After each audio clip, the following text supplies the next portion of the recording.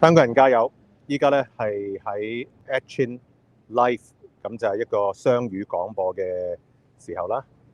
我依家喺多倫多 downtown 喺 Parkdale 嗰度，咁就亦都俗稱咧係小西藏嗰度。咁我想講下嚟緊呢個星期六、星期日咧有兩個嘅與世界相遇嘅時間啦。一個就係大家都知道啦，星期六主場晚黑香港時間10點，就星期六嘅多倫多時間早上10點。咁第二個嘅相對時間咧，我就會再講。但係咧，我就星期日咧就會返一間教會，就喺小西藏嗰度嘅，就喺嗰個地址咧，我都而家 show 咗出嚟。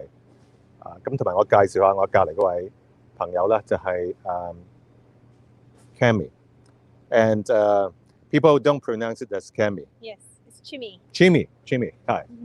But it sounds more like Cami, but it's Chimi. Yes. We met actually before, not too long ago, 2019. Before Yeah. the pandemic. Yeah, before the pandemic. And you were then elected as the president of the Scarborough campus of University of Toronto. Yes. Yeah, so we have some linkage. Yes. I go to the Rodman School Yes. back in the 90s. Yes. And you are the first Tibetan descent Canadian who got a seat at the U of T, Scarborough campus. Indeed. Yeah. Indeed. And you just finished the term, right? Yes, I just finished my term at U of T Scarborough and my bachelor's degree. And your bachelor's degree. And what were you majoring in? I'm a double major in neuroscience and psychology. Neuroscience. Yeah. Yeah. And psychology. That's good. Sounds pretty heavy. Yeah, it's fun. I Yeah. like learning about the brain. Yeah. Now we are in Little Tibet, and the reason why we're here, it's we want to talk about the topic of suffering. As you know, Hong Kong people under the national security law right now, because of this, a lot of people are leaving. They are going to the UK, and a lot of people are resettling in Canada. Yes. And when I think about Hong Kong, a lot of times I think about Tibet, because when I was living in Canada back in the 90s and also 80s, I spent 11 years mostly in Toronto. When I visit, first of all, College Street, because I was running multicultural radio station, the Chinese section called CHIN, Chin Radio. But I will pass by Little Tibet sometimes, Yes. enjoying the Tibetan food. Yes. And I start to know more about the Tibetan history. And I know about the Great Escape of 1959, and also the resettlement, the cultural and ethnic genocide of what happened in 59. Yes. Now, in Hong Kong, a lot of people, they don't know about the Tibetan history. But this is more than surreal what happened 62 years ago. Yeah. The population in Little Tibet in Toronto was small, and now it's close to the 5-digit. Yes, almost not there yet, but Yeah. it is actually the third most populated diaspora after India and Nepal of Tibetans living in the world. So And in Flushing, Toronto. New York. Yes, Flushing, New York, but they're a little bit spread out across Right. In America. But Toronto is definitely the third or the fourth largest diaspora in exile. Right. So after 62 years of so-called resettlement, and then at that time when I read the Tibetan history, 80,000 people left Yes, in 1959 following His Holiness. the Holiness, the Dalai Lama, Yeah. right? And the Holiness, the Dalai Lama, now it's still telling the Tibetan story from a spiritual sense Yes. globally. Yes. But most of the time he is in Dharamsala, Yes, in India, North India. Yeah. North India. Yeah. And how do people feel about resettling in Canada? How is it like being Canadian with Tibetan descent over the last 62 years? And Canada, it's a welcoming country, right? Yeah, in many ways it is. And I think, that's the part of displacement. What happens is when you get displaced as people, you struggle, right? There's a huge struggle. When a lot of immigrants come to Canada, and we talk about the immigration struggle, the immigrant struggle, But for people that have been displaced, who don't come here out of choice, many times that immigrant struggle is exponential. There's more problems, right? You have constant identity crisis for youth, right? Especially if you grew up here in Toronto and then you're Tibetan. A lot of people ask you, the first question they say is, oh, you're from Tibet. What does Tibet look like? Yep. And that question for me when growing up in Toronto was the hardest question because I had no answer. I don't know what Tibet looks like. You are second generation. Yes, of I course. am second generation. I'm second generation born in exile. And so even my parents don't have pure memories of what Tibet looks like. And so to be able to not being able to answer those questions of what home looks like, what Tibet looks like, it's a challenge because it's like, somebody asking you your name and then you not being able to answer because that's very much part of your identity of where you're from and who you are. I can still talk about the Hong Kong story because I was born in Hong Kong. Mm-hmm. I spent the first 16 years in Hong Kong and then I left for North America.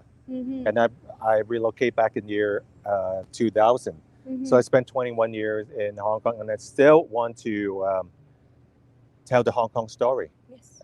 Because there's such an animal called one country, two systems, even though whether people believe in it or not, of course, that's debatable. But then, of course, a lot of people are leaving too because it seems like the two systems is not intact anymore. Yeah. But I have my own issues and I want really the so-called the genuine two systems to last until 2047. The half point, it's next year, June 30th. But then a lot of things have changed without pre-warning. Yes. Which is including the national security law, right? Yes, which is unfortunate. Mm-hmm. But let me focus more about my problem later on. But how do people keep the so-called Tibetan heritage going after 62 years? That's something I want to ask you. Definitely. So a homegrown movement that actually started inside of Tibet was is called Hakar. Hakar is translated into English as White Wednesday, and they use Wednesday as an opportunity to eat, speak, and wear Tibetan and support local businesses. And so today is Thursday. However, if you saw me yesterday, you would have seen me in my traditional clothing. A lot of Tibetans in Parkdale here, Little Tibet, as you can see, are gathered together wearing their traditional clothes. They come together and they dance. Right. Young Tibetans are learning how to speak and eat and read and write in Tibetan. Yes. And so a lot of effort is being put into place, not just in here in Toronto, but all across the world, where on Wednesdays we make a special effort to preserve our language, to speak, to eat, and to share about Tibetan oral histories and stories. Yeah. And are you able to speak some Tibetan and the language, the characters? It must be very difficult. Mm-hmm. Yeah. It's not as hard, I would say, as traditional Chinese. Yes. But you do speak. Yes, I do. Yeah. I do speak. And I actually learned here in Toronto. In Toronto, we have a facility, a cultural center that we've built in Etobicoke. And so there we have every Sunday classes for young people. Youth, from grade 1 to grade 6, we actually teach Sunday school. And they would teach them Tibetan performing arts. And then we also teach them the Tibetan language. So they learn their alphabets and characters, their phonetics, so alphabet, and learn how to read and write and also speak Tibetan. Right. Yeah. Yeah. It's not easy. I mean, after 62 years, people who are displaced, they are now settled in different parts of the world. And Toronto has one of the biggest Tibetan populations after Flushing, New York, I guess, and India. And India and Nepal, yeah. Yeah. But just like the Tibetan race, the Hong Kong race, the Hong Kongers, they have to find a way to preserve the Hong Kong culture. Yes. It's more than surreal. And I estimate in the next 7 to 10 years, if we are allowed to leave, and then there's a lot of different conspiracy theories about whether Hong Kongers will be blocked from leaving. That's one big issue. I think out of this population of 7.5 million, 2 to 3 million people will be living overseas. And that is the case with Tibetans as well. Like, we have only a population of 6 million or so, and more than 100,000 of us now live in exile, right? And the reason why the number is actually so less is because people are not able to get out of And that's exactly what the national security law, there's a control of movement. that they're imposing onto the people. And so people are not being able to leave or enter. A lot of Tibetans that are escaping into Nepal and India border, before there used to be larger numbers. Right now, if you can count them in your fingers, there's only about 2 or 3 a year that can kind of get into the border. And if they do, because of the increasing ties with China and Nepal, a lot of Tibetans are being forced back into China. Right after they escape into Nepal, they're being given back to the Chinese government. So we heard from the history books that there was an ethnic genocide of more than 1.2 million Tibetans after 1959. Yeah, yes. Around that time, right? Yes. Along with that, there was destruction of the monasteries, of our buildings, of our homes. These are all very critical parts of our identity, right? There are critical structures, infrastructures, parts of your identity that are very sacred and traditional to your culture. And that is being ruined, right? And I think that was in 1959. Till this day, there is constant displacement of nomads. Nomadic culture is very traditional to Tibetans. Right. And so they're displacing Tibetan nomads into concrete homes, into cities, to make it seem like they're giving them a modernized and better life, but they're actually not, because when you displace nomads, we know that from also North America, seeing how indigenous people are being treated here in Canada, there's a lot of environmental degradation. So China is very much benefiting from the minerals and the resources of Tibet.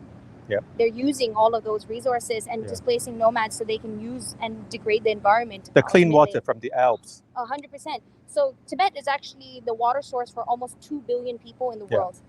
And so right now... Yangtze River. Yes. Yeah. A lot of our rivers actually go right into south, into all of the different countries like India, Bangladesh, Burma, Myanmar, Nepal. A lot of countries are dependent on the fresh water that comes from Tibet. And now they're being dammed and being charged and taxed. Tariffs are being placed by the Chinese government. And so there's different ways of exploitation, not just from resources to our identity. We're also seeing a change in the language. Right? All of the Tibetan schools, even local counties, the language of instruction used to be in Tibetan. Even within the Chinese constitution, it is said that ethnic minorities are allowed to be learning their own language. But we know very well that right now, for the past 10 years, 2011 to 2021, the Chinese government has strictly used a program to change all of the school systems from Model 1 to Model 2, which means that they're being taught in Mandarin. So even young children, as young as 3 years old, they're being forced to learn Mandarin instead of their own mother tongue. Yeah, right. Are you listening to the program okay? Just want to ask whether people can listen to it clearly. It seems like it's okay.